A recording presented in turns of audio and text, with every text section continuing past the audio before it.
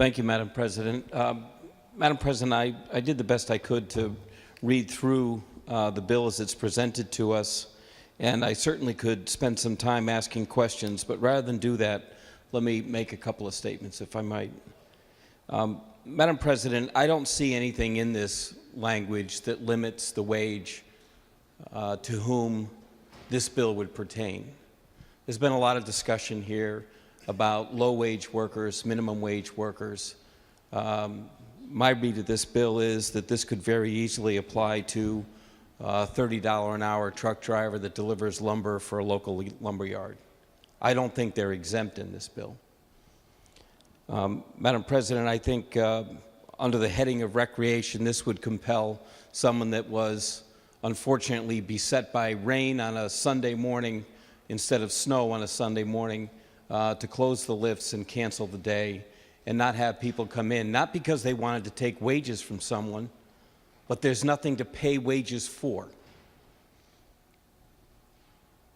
More often than not, changes in weather don't come through some National Weather Service advisory. More often than not, the difference between 6 inches of snow and 12 inches of snow and 2 inches of rain is a matter of 10 miles, especially in this state. Yet we want to make it a problem for people who struggle to put a key in a door every day, pay electricity, taxes, workers' comp insurance, payroll, watch out for the welfare of their employees every single day. We talk about this as though some of us have never put a key in a door before to open a business. We speak about these issues as though every business in the state of Connecticut employs thousands and are probably 200,000 square feet. But I'm telling you that this bill right here hits True Value Hardware in Litchfield, Connecticut. And on a Saturday morning, if it's raining and the 15 people that rented equipment decide they're not going to take that equipment, this bill says that if they got 2 truck drivers scheduled to come in, they got to pay them, even if they're not making any money. That's what this bill says. Madam President, the other thing this bill says is that it's regular, employees' regular and on-call hours. That's not just on-call, that's regular. So if my wife gets scheduled a regular schedule, my read of this is she's covered in this bill. Not on-call shift, her regular hours. And if that shop can't open because someone had an accident outside and the shop is closed because the road is closed, and her employer calls her and says, "Hey, Margie, I'd love to have you come in, but you and I would be sitting here drinking coffee for the next 6 hours because the power company's told me the line is down. I got power, but you can't get here."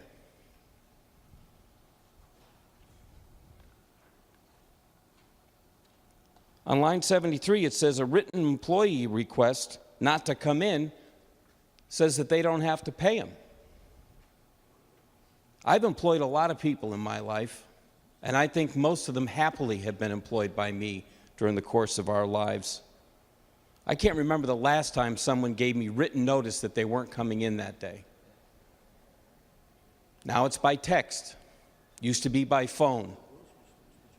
Those are commonplace occurrences, yet this bill is drafted as though somebody actually writes a note and drives it down to you and hands it to you. It just doesn't occur, ladies and gentlemen. That's not how life works. Lines 101, 102, 103, 104.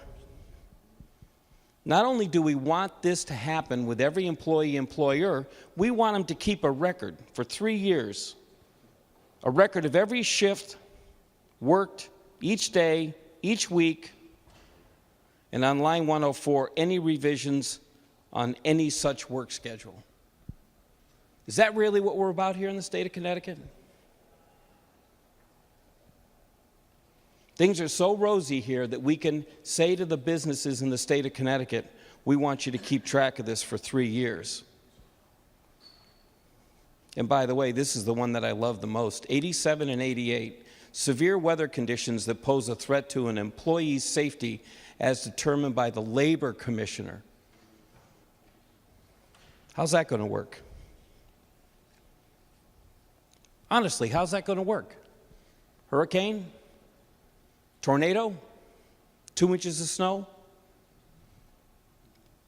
Whatever the target was here, whatever the approach was, whoever we're trying to help here, I'd like to suggest to you that there are a lot of small businesses that are going to look at this legislation when we get done pushing our red and green button here tonight, and they're going to say, not anymore.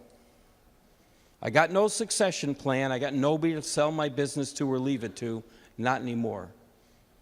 This one was enough. I've been through 8 years of recession. I kept my employees. I didn't lay them off. But this is the straw that broke the camel's back.